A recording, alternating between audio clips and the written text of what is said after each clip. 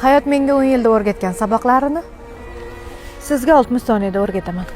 Bolaligimda hayot meni erta ulg'aytirdi. 7 yoshimdan sut qatiq sotib, hatto yangi yilda ham kolbasa degan narsa bo'lmasdi.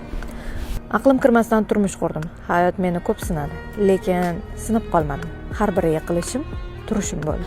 Aslida ayol kishi bo'lib tug'ilish erkak bo'lishdan ham qiyinroq. Hamma narsani balansda ushlash kerak. Oila, bola, karyera va hammani ko'ngliga birdek yoqolmaysiz.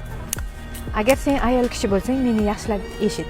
Necha yoshdasan, qayerdasam bilmadim-ku, lekin sen hech nimaga erishmagan bo'lsang, demak seni xafa qilishmagan.